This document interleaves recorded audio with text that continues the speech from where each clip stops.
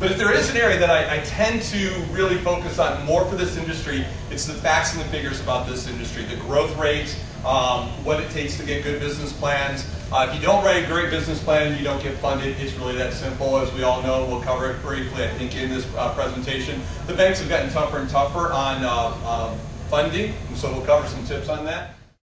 So looking, again, there are exceptions to this rule, but from the planning point of view, this is important because when you look at your party room size for your facility, you don't base it off of 8 plus the parents, you need to base it off of 10. When you buy your laser tag packs, the laser tag packs determine the vesting size, the briefing room size, the arena size. So this is an important number. We've seen a lot of sites say, well, we'll buy 24 packs and find out that they actually need 30 down the line. So just one of those little tidbits of, hey, this is what makes coming to a seminar worthwhile, which equates out to $936,000 per year. And you're like, wow, ka-ching! Then, and by the way, then I get mad because this is where some of the literature out there leaves off at. This is not true. You now have a reality check. The industry average utilization is 30%. And strangely, not just in laser tag.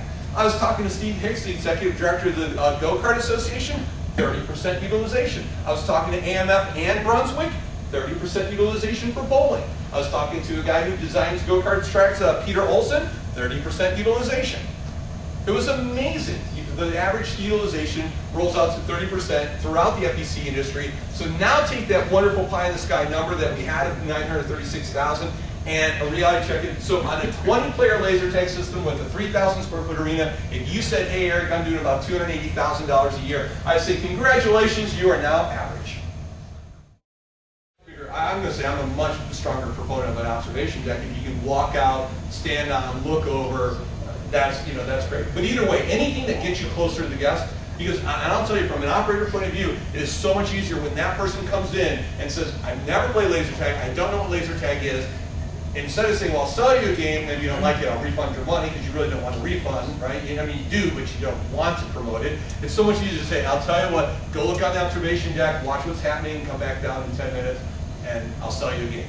And you say it like that, I'll sell you a game. You know once they go, and you know what, it's my background before I got a laser tag was food service, was restaurant management, and we had a phrase there, was I'd rather lose you at the door than lose you on the floor. I'd much rather say, I'm sorry, there's a 45-minute wait, all right, is that okay, can I take your name, than it is to say, oh, okay, well, we'll get you sat, because we've all been there, right, as guests, we've all sat down in a restaurant and service just doesn't get to us, and you get mad, and occasionally you might get up and leave. So it's much easier for us to say, oh, you've never been here before, go look at all the fun everybody's having, go out on the observation deck, look at the fun, and then I'll sell you a game.